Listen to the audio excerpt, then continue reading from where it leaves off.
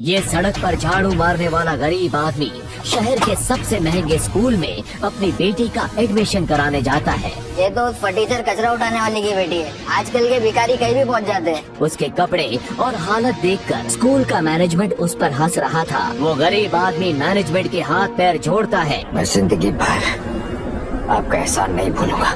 लेकिन फिर भी उन्हें तरस नहीं आता है। तो फिर वो गरीब आदमी करता है कुछ ऐसा कि प्रिंसिपल को उस गरीब आदमी के पैरों में गिरकर मांगनी पड़ती है माफी।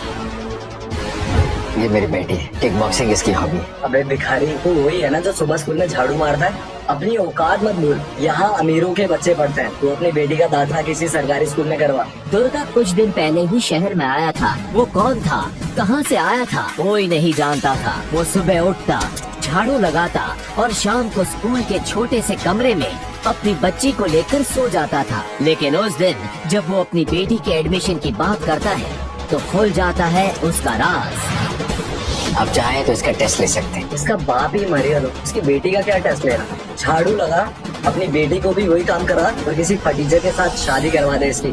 मास्टर के मुंह से अपनी बेटी के बारे में ऐसा सुनकर दुर्गा उसके मुंह पर ऐसा गुस्सा मारता है कि मास्टर के 2 दांत बाहर आ जाते हैं। और फिर मास्टर के साथ साथ उसके सारे के सारे ट्रेन स्टूडेंट्स एक साथ दुर्गा पर टूट जाते हैं। लेकिन दुर्गा को मारना तो दूर, कोई उसे छू भी नहीं पाया। वो जरा सी देर में ही सबको जमीन पर बिछा देता है। तभी वहाँ स्कूल का प्रिंसिपल आता है। ये किसकी मौत आई है जो मेरे स्कूल में आकर आतंक मचा रहा है? कौन है वो?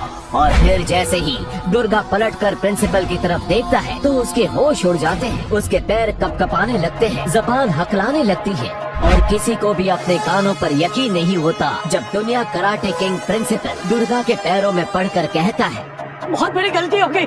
मुझे नहीं पता था कि गरीब आपकी बेटी है।